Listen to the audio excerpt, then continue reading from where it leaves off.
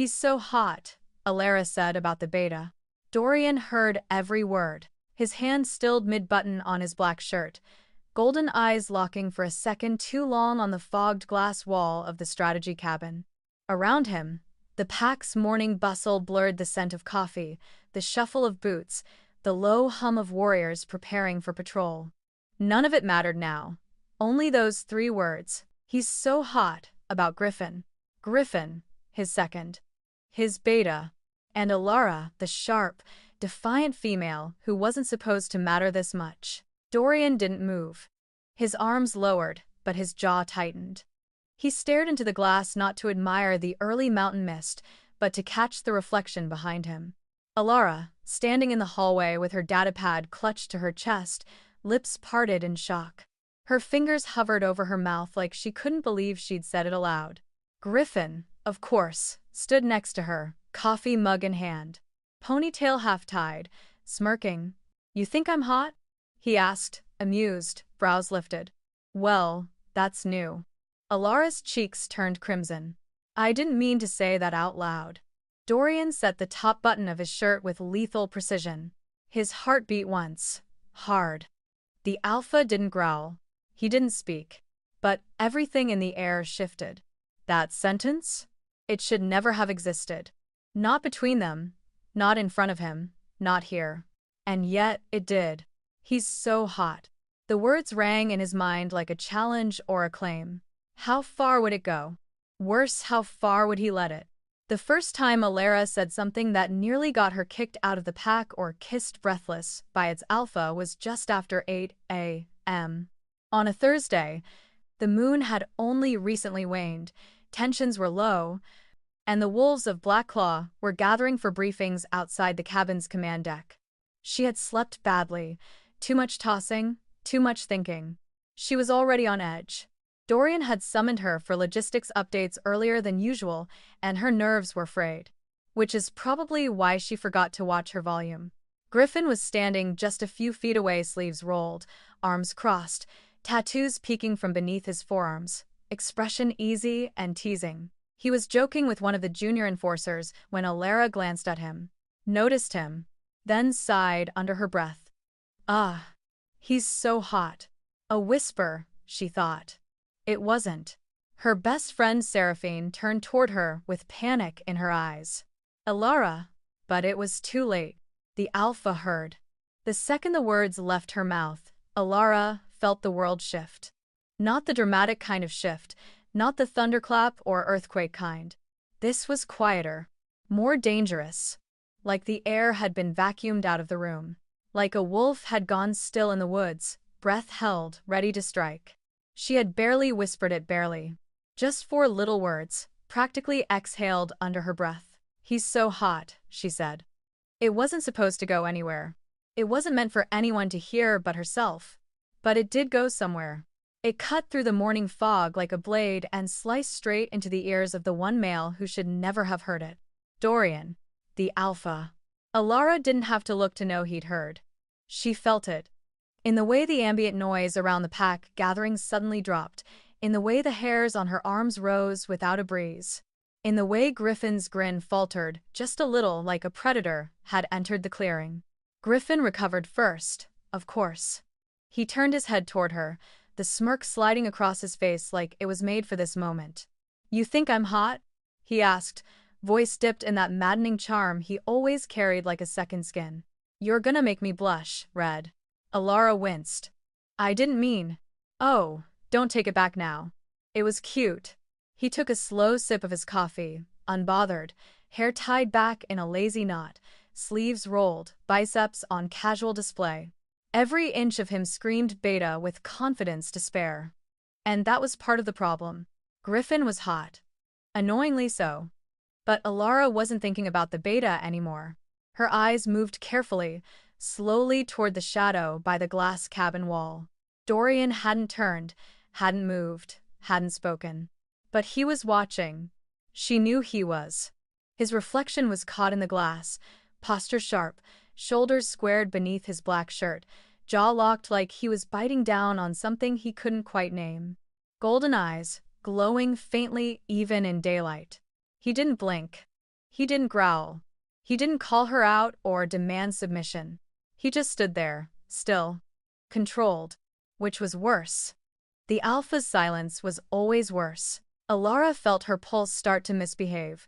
Her fingers tightened on her tablet like it could anchor her, like it could rewind the past 15 seconds and stuff her words back down her throat where they belonged. Why did she say it? Why now? Stupid. So stupid. Sorry, she muttered under her breath, hoping the moment would dissolve like fog under sun. But it didn't. It lingered.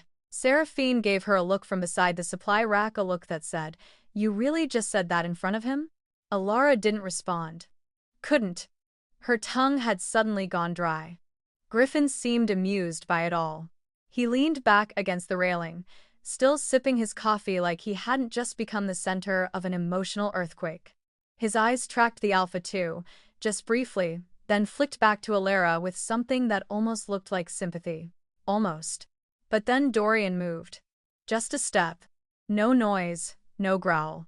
Just the sound of boot leather against wood as he turned away from the window and walked into the command tent without saying a single word. Nothing. No acknowledgement. No orders. Not even a glance in her direction. Alara's stomach twisted. She would have preferred yelling. A reprimand. A forced submission hold in front of the others. Anything but nothing. Because with Dorian, silence wasn't calm. It was the warning before the storm. The ripples started almost immediately. That morning, Dorian didn't call for the usual daily briefing. Instead, he sent Seraphine to gather the senior patrol leads privately.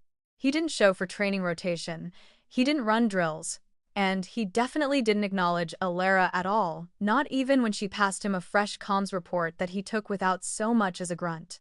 He didn't even look at her, but she felt watched anyway. Every time she turned a corner, his scent was already there. Fresh cedar, smoke, and something uniquely him. Every time she stepped into a space, she felt like he had just stepped out. And every time she let herself breathe easy for half a second, a new order came down from the top, reshuffling schedules, rotating personnel, shifting assignments. By the time midday hit, Griffin was no longer listed as her team's beta contact. She was assigned to direct command. Dorian's command. Alara stared at the slate screen with the update blinking in green. Her name, his name. The direct link between them. She didn't speak. Didn't need to. The change wasn't subtle, it wasn't routine. It wasn't anything close to logical. And everyone knew it. The whispers started that same hour. Low murmurs in the mess tent. Raised brows in the corridor. Even a couple of younger wolves stifling laughter when she passed. She kept her chin up. Pretended not to notice. Pretended harder not to care. But then Griffin caught her arm as she walked past the weapons hall. "Red," he said. Voice low and edged with something that wasn't quite amusement anymore. "You stirred the beast." She shook her head. "I didn't mean anything by it. It was just a sentence." He finished for her. "Yeah. Funny thing about alphas. They don't do just anything." Alara didn't answer. Griffin leaned against the wall beside her, coffee long gone, his eyes softer now. "Look, I'm flattered. Truly. But you might want to watch where you step." She arched a brow. "Are you warning me?" "I'm saying," he said slowly. "Dorian isn't just the alpha by title, he's the kind that doesn't take kindly to trespasses." "I didn't trespass." "Didn't you?" Griffin asked, eyes flicking toward the command tent. "Because, from where I'm standing, you just claimed territory you didn't mean to, and woke up the wolf that runs it." That night, the halls of the den were quieter than usual. Alara sat in her quarters, staring at the command tablet she'd set face down on the table like it could bite her. Her fingers trembled slightly. Not from fear, not exactly. Something else. Something unnamed, unsettling. She knew what kind of alpha Dorian was. He didn't command with volume. He didn't demand obedience. He earned it through precision, control, unshakable will. He never made a move unless it was calculated, necessary, right. But that look in his eyes this morning? That hadn't been calculation. That had been instinct. Raw. Primal. Burning gold. And if that instinct had turned its focus on her, Then no pack rule, no command chain, no beta smirk would be enough to protect her. Alara closed her eyes. She hadn't just said 4 careless words. She'd cracked open something dangerous. And now the Alpha was awake. The next morning, Alara arrived at the command tent to find her name moved again. Yesterday, it had been a quiet shift, a reshuffle, a subtle move that could still be explained away by coincidence or logistics. But today, there was no mistaking it. Her name was no longer listed among the general pack duties. No hunting patrol, no comms rotations, no supply runs, no team. Instead, her assignment blinked in sharp silver on the main roster screen, framed by a border only used for high-level pack ranks. Direct Command Liaison, Alpha Dorian. She stared at the words, unmoving, as if the letters might rearrange themselves if she looked long enough. Behind her, the noise of the camp began to build, wolves gearing up for runs, strategists moving between tents, orders flying. But she didn't hear any of it. Not over the static in her head. She hadn't asked for this. She hadn't earned it. Hell, she didn't even want it. She wasn't ranked. She wasn't bonded. She was just Alara. And Dorian didn't assign wolves lightly. A knot twisted deep in her stomach, coiled and heavy. The tent flap behind her rustled. She didn't need to turn. I assume you've seen the update, came the low, smooth voice she was already too familiar with. Dorian didn't raise his tone. He didn't need to. His words always cut like blades made of ice, calm, precise, unflinching. Alara turned slowly. He stood there, hands behind his back, posture perfect, eyes unreadable. Black shirt, black jeans, black mood. Yeah, she said, trying to sound unfazed. I saw it. He didn't blink. Any objections? 1,000. But she kept her mouth in check, even though her wolf bristled beneath her skin, not out of fear, out of confusion. Tension. Instinct. She crossed her arms. I'm not exactly the most qualified.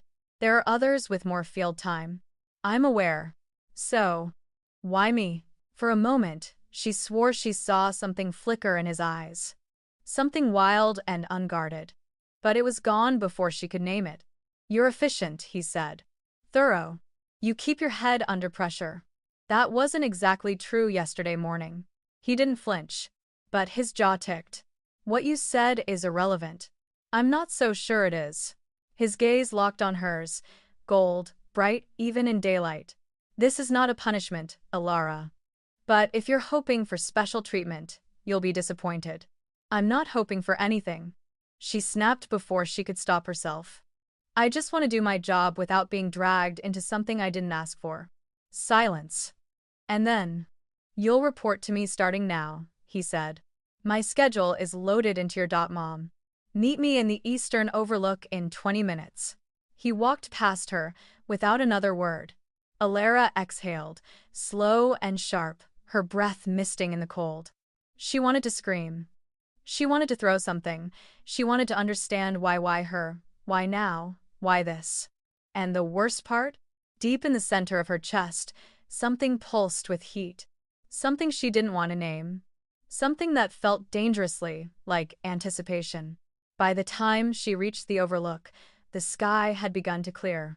The cliff face offered a perfect view of the training fields below, where sparring pairs moved like dancers, fast, brutal, beautiful. Dorian stood near the edge, arms crossed, eyes scanning the pack below as if reading their every thought.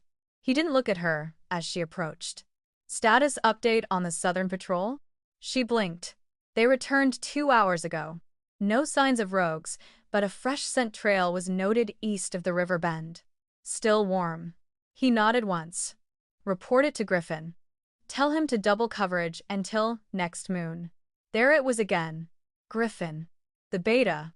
The unspoken name that hovered like smoke between them now, every minute since yesterday. She hesitated. You could tell him yourself. I could, he said. But I'm telling you.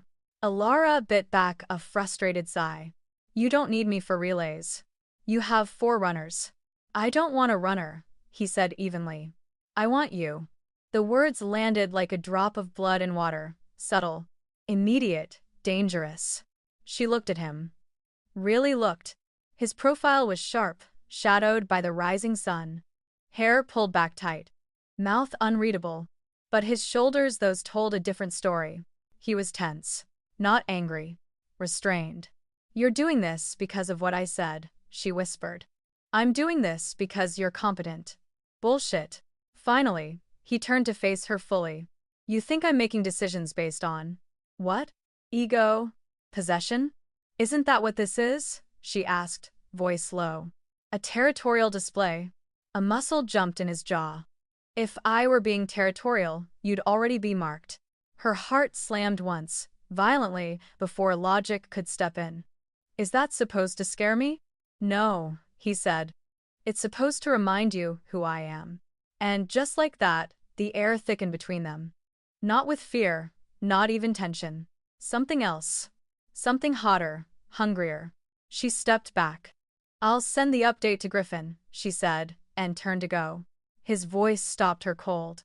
"Alara." She paused. "Don't confuse control with indifference." She didn't look back.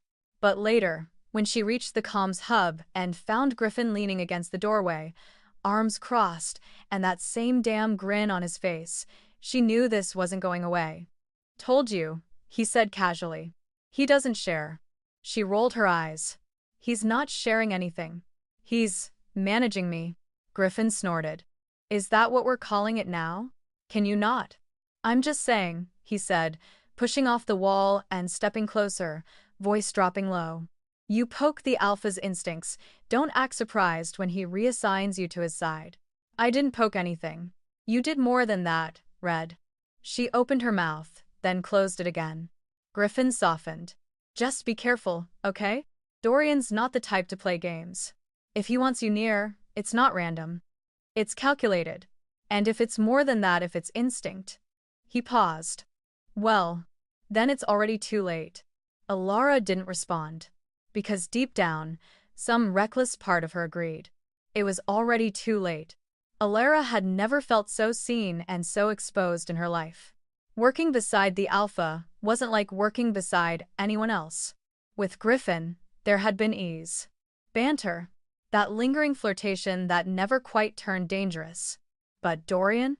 Dorian was something else entirely. Every second near him felt like standing too close to a flame. You didn't get burned right away. The heat just kept building. Quiet. Insistent, inevitable. She didn't speak much during their first full day together. Neither did he. Not unless it was about pack logistics, threat assessments, or territory shifts. His voice was steady, clear, always precise. But beneath it all, beneath the structure and control, was something else. Something that felt like a growl waiting to surface.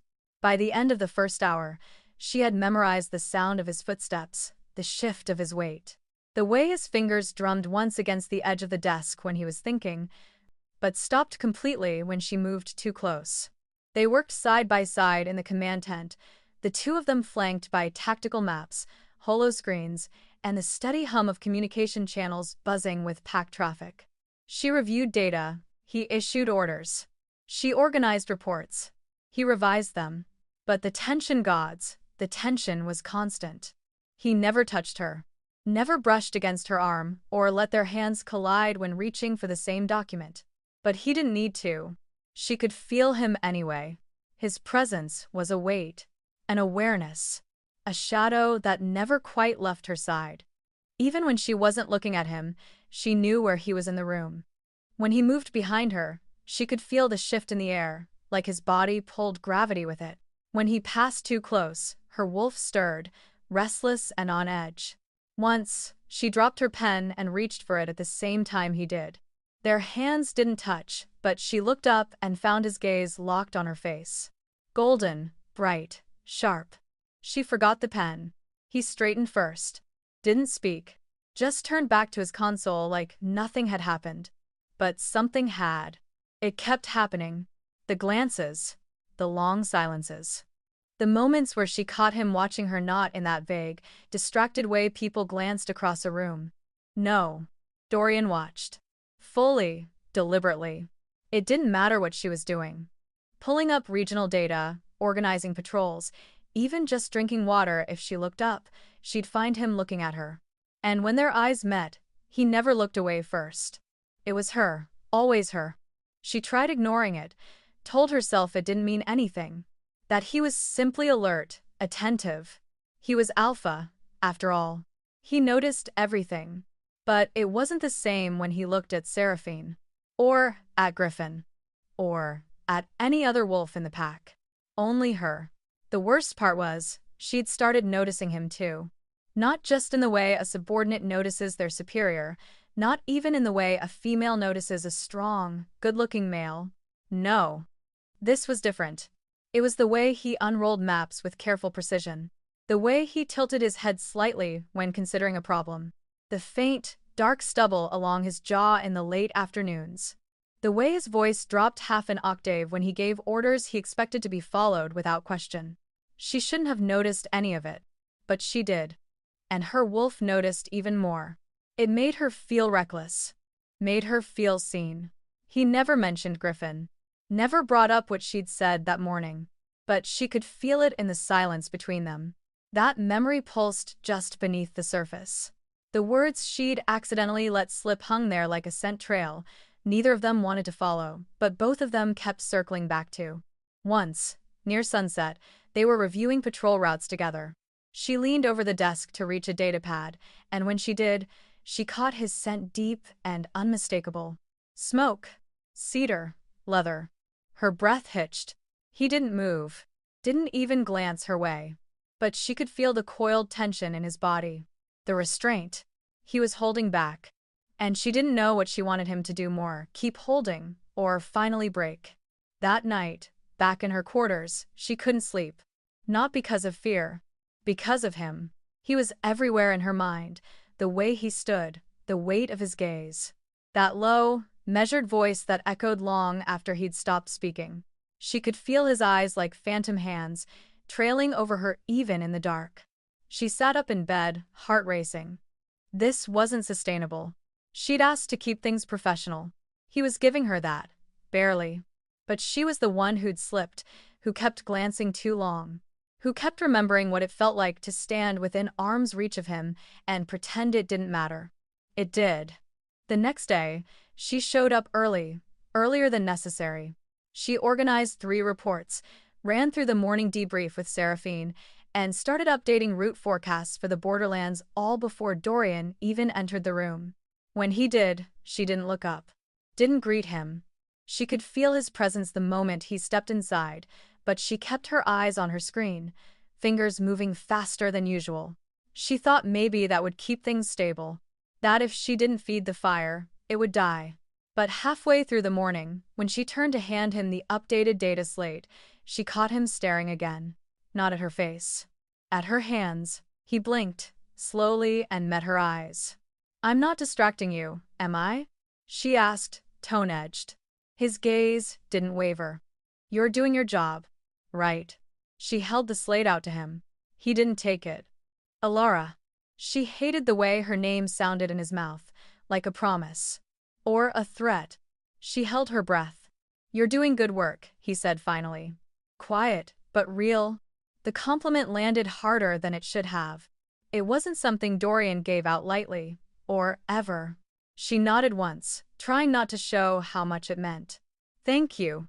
Their fingers brushed when he took the slate. Her wolf snarled beneath her skin. She swallowed hard and stepped back. He let her go. But later, when she turned to leave the command tent, she felt it again. That gaze. Heavy. Hungry. He didn't have to follow her. Because he never really left. He was always there. The alpha's shadow. The forest was too quiet. Even the birds had gone still, and that alone made Alara's skin crawl. It was the kind of silence that only meant one thing out in Blackclaw territory. Something didn't belong. She crouched low behind a fallen log, eyes scanning the tree line. Her breath came steady, even if her heart was picking up pace. She could feel the shift in the air. The scent, metallic, wrong. A rogue was near. Across the clearing, Dorian moved like a shadow, silent, deadly. The Alpha hadn't said a word since they split from the scouting team, but Alara didn't need words to feel him. Every step he took was charged. His body radiated that same coiled tension she'd come to recognize over the past week. The kind that said he was holding something back. Barely. Her own wolf paced beneath her skin, ears alert, tail twitching in warning. Then, it came.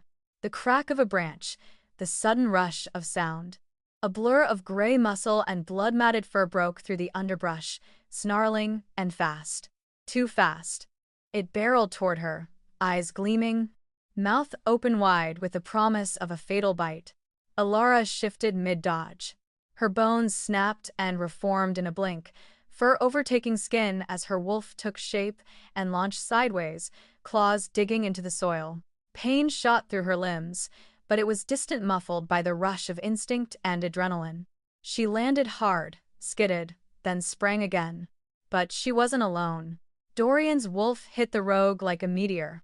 The force of impact sent both males tumbling, snarls ripping through the air, teeth flashing, limbs twisting in a blur of fury. Dorian was massive in this form, pitch-black fur, eyes glowing gold, all muscle and menace. His growl was a sound that came from somewhere ancient and primal, something that didn't just echo through the clearing but through her chest. The rogue was vicious but sloppy, desperate.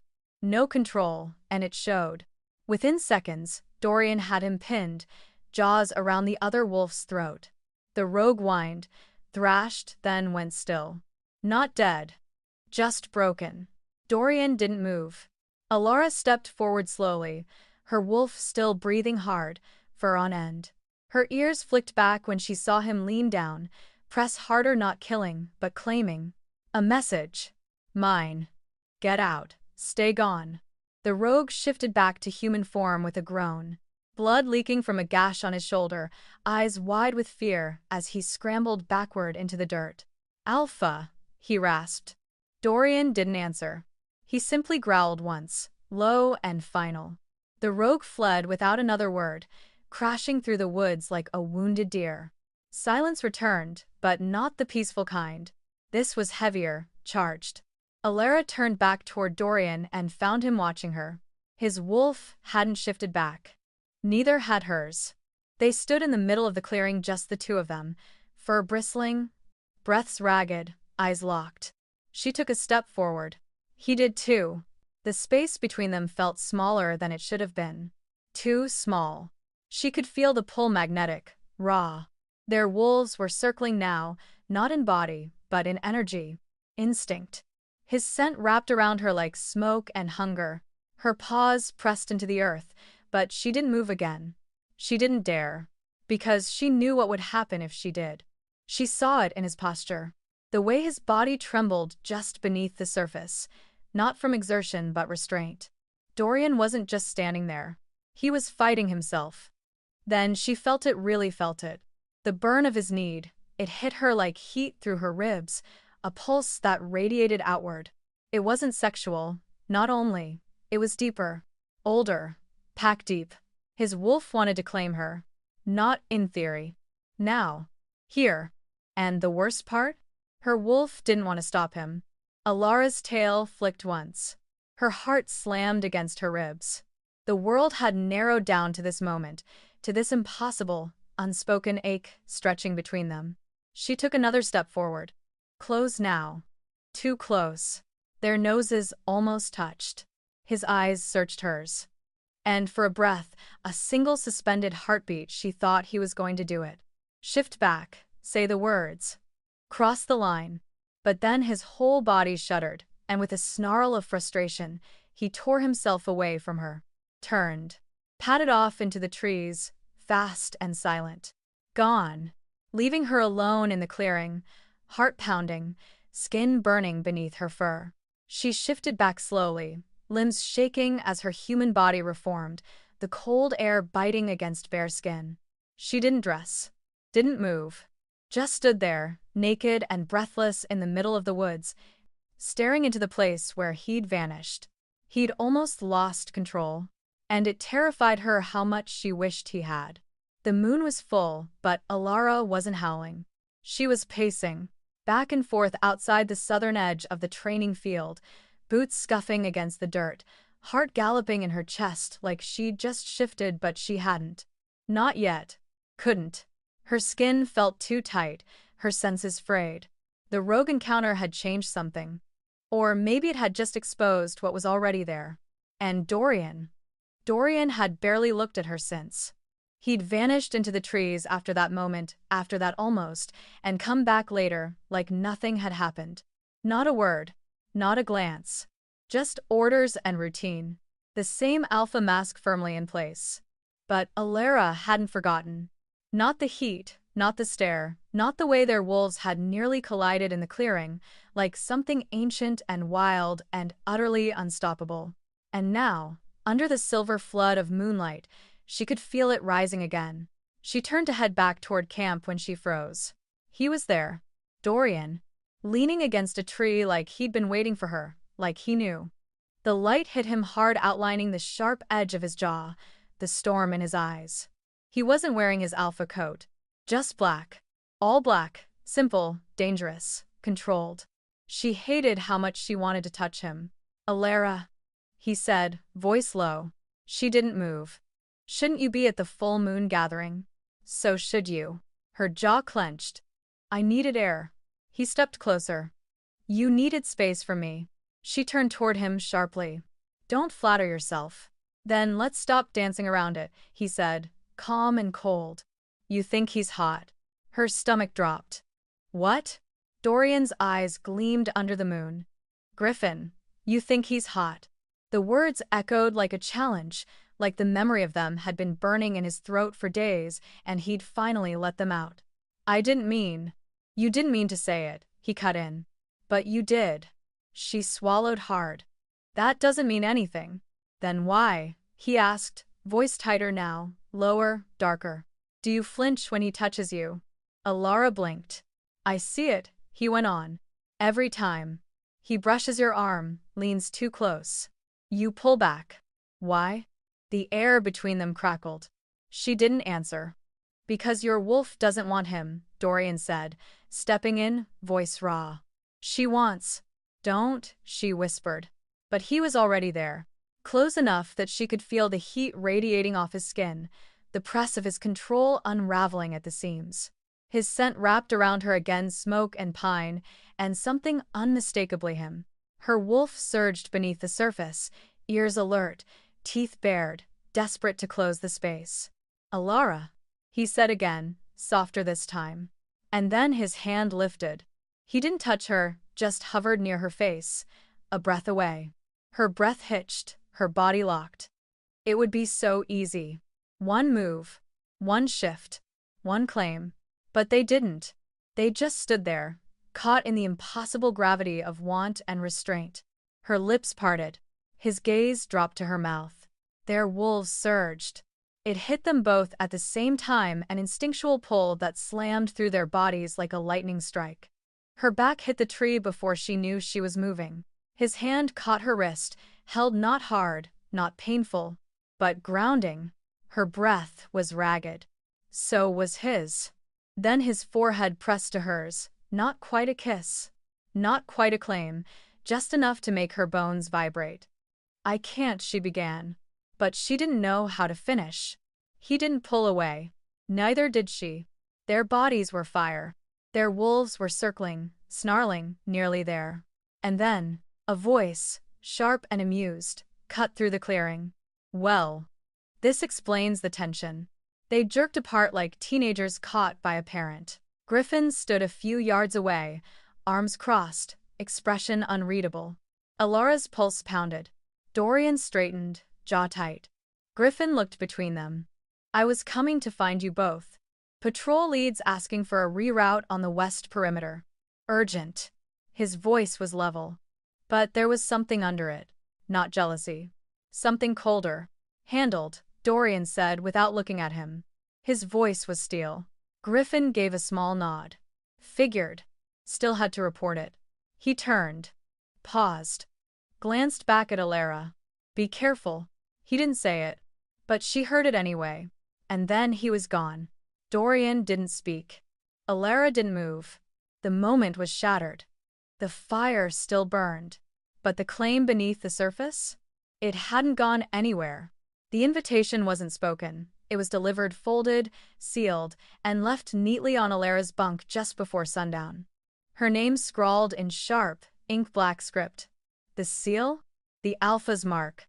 She stared at it for a full minute before touching it, heart hammering. A full moon gathering invitation was nothing unusual. Every wolf was expected to attend. But this was personal. She didn't need to open it to know what it meant. She did anyway. You'll stand with me tonight. D. No flourish. No explanation. Just that single line. Stand with him. Not beside. Not near. With. Her pulse didn't slow the entire time she got dressed. She could have worn her usual simple black, durable, no frills. Instead, her hand hesitated, then slid across to the deep red tunic Seraphine had once dared her to wear. Fitted, soft, cut low enough to raise eyebrows. She wore it anyway. When she arrived at the clearing, the moon was already high full, round, glowing silver overhead. A fire crackled at the center, flames high, smoke curling into the cold night air. The entire pack was present, arranged in their quiet social hierarchy. Betas along the inner ring, ranked wolves nearby, others flanking the edges in clusters. She felt them all turn the moment she stepped into the light. But her eyes went to only one place. Dorian stood near the fire, tall, calm, unreadable, surrounded by his usual secondaries, but he wasn't looking at any of them. His eyes found hers instantly, and the way his gaze moved over her was nothing short of possessive. His expression didn't change. But the shift in the pack was immediate. Tension rippled outward like a scent trail. She was not just attending. She was claimed. He didn't move toward her. He waited.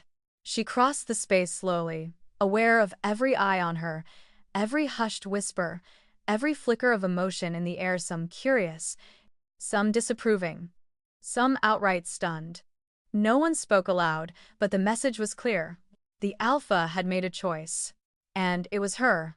When she reached him, he didn't touch her, didn't offer his arm, just inclined his head slightly, then turned toward the fire, his posture a wall against the crowd, as if shielding her from their scrutiny by simply standing there. You came, he said, low enough that only she could hear. You invited me. He looked at her again, and for just a flicker of a second, she saw it. The strain behind his eyes, the heat he was keeping caged beneath that calm surface. Is this a test? She asked. No, he said. It's a warning. She frowned. To who? His gaze swept the clearing. Everyone. The ceremony began around them, ritual words, howls raised to the sky, the slow shifting of wolves into their second skins as the moon pulled at their bones. But Alara didn't shift. Neither did Dorian. They stood in their human forms, side by side, unmoving, while the pack changed around them. At one point, Griffin passed by in wolf form. His eyes locked on hers. Something unreadable flickered there before he turned his head, let out a sharp breath through his nose, and padded off into the shadows. Dorian's jaw tightened. Still think he's hot? He asked under his breath. Her brows lifted. Is this about that again? He didn't answer. But his hand his hand lifted and hovered near the small of her back. It didn't touch. Just hovered. Like a brand waiting to be burned. Are you trying to stake a claim? She asked quietly. No, he said. I'm defending one. That landed like a punch. She stared at him, heart thudding. You never said there was a claim to defend. I didn't have to. A beat passed. And then he touched her. Not a grab. Not a show. Just fingers brushing her lower back, light enough to be chaste, firm enough to be unmistakable. She didn't pull away. Not when wolves nearby glanced over and whispered. Not when Seraphine did a double take from across the fire. Not even when Griffin returned and stopped short mid-stride, hackles rising slightly before he turned and disappeared into the woods without shifting back. Because the truth was, her wolf didn't want to pull away. Not anymore. As the gathering moved into the feast phase, the Alpha's presence beside her turned heavier. Every time another wolf approached, Dorian tensed. A low, Barely their growl rumbled in his chest when a young ranked male dared step too close with a drink. The male backed off immediately, eyes wide. Alara gave him a look. Really? Dorian didn't pretend to be sorry. You're mine, he said, voice low and final. She turned toward him, pulse in her throat. You never said that out loud. I'm saying it now. His eyes held hers, the firelight casting gold into the amber. And, for a moment, there was nothing else. No pack. No politics. Just the alpha. And the woman he refused to let go. The challenge didn't start with a howl.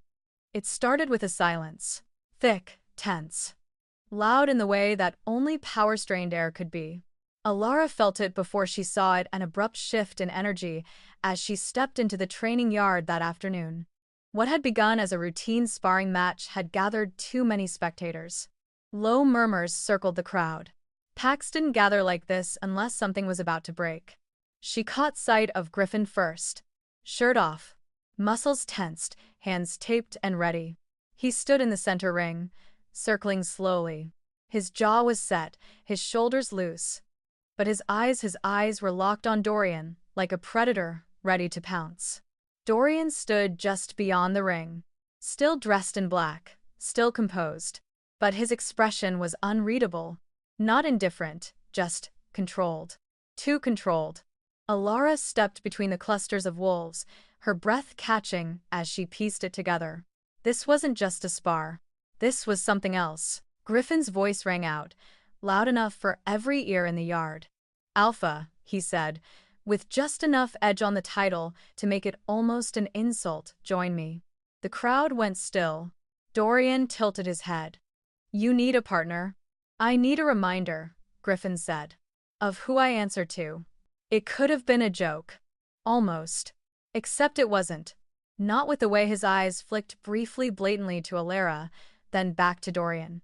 The implication hung there like smoke. Alara felt heat flood her face. Her wolf snarled under her skin, bristling. Dorian didn't move. Then, slowly, he stepped into the ring. No shirt. No words. Just a quiet stripping off of the alpha coat, folding it carefully and setting it to the side. The entire yard held its breath. They didn't shift. Not yet. Not with half the pack watching. This wasn't about blood or death. It was about dominance. And her. Griffin struck first, fast, clean, a sweeping leg that Dorian blocked with effortless precision. They moved like they'd done this 100 times, and maybe they had Alpha and Beta, two wolves bred for war, trained to trust each other in battle. But trust wasn't what was in the air now. It was challenge, a statement. Alara's heart pounded harder with every blow exchanged. Fists. Grunts. Growls slipping loose between clenched teeth. It wasn't shifting that made it violent, it was restraint. The force of held-back fury. The kind that simmered just beneath the surface. Waiting to explode. Then Griffin spoke again. Mid-fight, breathless and sharp. She deserves a choice, you know. Dorian's fist landed hard against his ribs. She made a choice. Dorian growled, voice low, teeth bared. She chose me before you even looked twice. Dorian's next move was brutal. A tackle that brought both of them down in a blur of limbs and snarls. Dust rose. The crowd leaned forward. No one intervened. Because this wasn't about position anymore. It was about a female. About her. Alara's fists clenched at her sides. Her wolf wanted to howl. To tear through the tension. But the woman she was burning with something else entirely. Fury. Not at the fight. At what it meant. She took a step forward, then another, pushing past the stunned onlookers until she stood at the edge of the ring. Neither male saw her yet. They were locked together, growling, sweating. Every strike louder than the last. She didn't wait. Alara? Someone behind her whispered. She stepped into the ring. Dorian froze. Griffin's eyes darted to hers, breath ragged. Enough, she said, voice steel. Neither moved. Both of you, she snapped. Step back.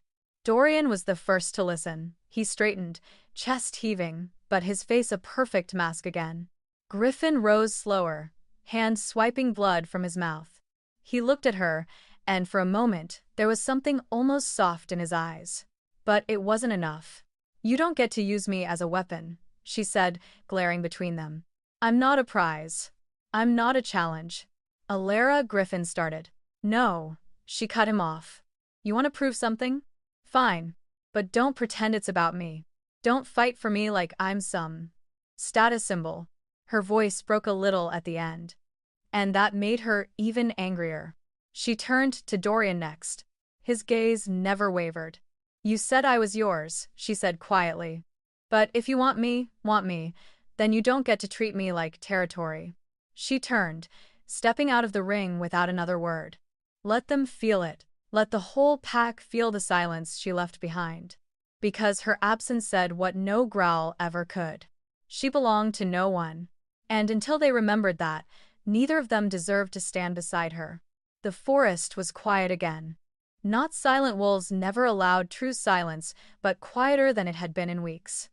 Alara moved through the trees without purpose, her feet following a path her mind didn't bother to chart. She needed air, space, stillness. Anything that wasn't the bruised echo of growls and possessive glances and fists thrown in her name. The sparring match had ended 2 days ago. No clear winner, just blood and silence, and the sound of her walking away. No one had approached her since. Not Griffin, not Dorian. Until tonight. She heard him long before he spoke because her wolf always knew when he was near. The shift in energy. The hum beneath her skin. It had taken her days to admit she missed it. "Can I walk with you?" Dorian's voice was soft. Not hesitant, not commanding. Just quiet. She didn't turn. "Depends. Are you here as Alpha or as yourself?" There was a beat, then, "Just me." Another pause. Then he fell into step beside her, matching her pace like it was instinct. Maybe it was. The woods stretched around them, dark and gold in the moonlight, the occasional flicker of movement in the trees, reminding them that the pack never slept entirely. Neither of them spoke at first. Alara wasn't sure who would break the silence. It ended up being him. "I owe you an apology," Dorian said, his voice low and unsteady in a way she'd never heard before. "For the ring. For letting it get that far." She glanced at him, but his eyes were ahead. "I told myself it wasn't about you," he went on. "That it was about hierarchy, respect, control. But it wasn't." She stopped walking. So did he. "It was about you," she said. Yes. The honesty was sharper than any confession. Not grand, not dramatic. Just truth, dropped like a stone between them. Her voice was quiet when she answered. "You were trying to win. I was trying not to lose you," he said. That stopped her breath. He looked at her then. Really looked, no alpha mask, no cold control. Just Dorian. The man. The wolf. Stripped bare under the moon. "I've known since the first shift," he said. "Since the night you changed in front of me, shaking and furious, and still managed to stand your ground." Alara blinked. "That was years ago." "I know." She didn't know what to say to that. "You ground me," he said simply.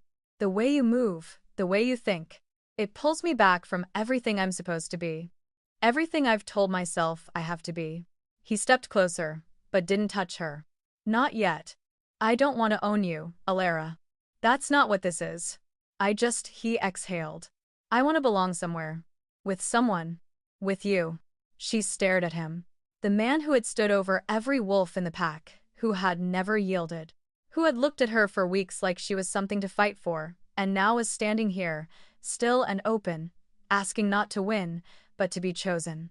Her heart thudded against her ribs. "I don't want to be claimed," she whispered. "I want to be trusted." His voice cracked. "Then trust me to try." The moonlight filtered between the trees, bathing him in silver, softening the hard edges. And for once, he looked less like an alpha and more like a man who had chosen her, who wasn't demanding, who was asking. She stepped closer. Not because she had to, but because she wanted to. And when her hand found his slow, deliberate, he didn't pull, didn't grip, he just held it. Steady. Warm. Something shifted then, low and deep, not between wolves but between them. No ranks.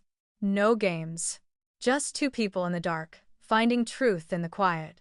He squeezed her hand once. And this time, she didn't walk away. It started with a notice. A simple parchment tacked to the command board, written in Dorian's hand but bearing no fanfare. Just a few clipped lines. Effective immediately, Alara's duties will shift to Strategic Operations Liaison, reporting directly to the Council, not the Alpha. It didn't say why, didn't say how. But the message was clear enough. He had stepped back. Alara stood in front of the board that morning, flanked by two scouts whispering behind their hands. She let them read into it, let them wonder. Because this wasn't about optics. It was about trust.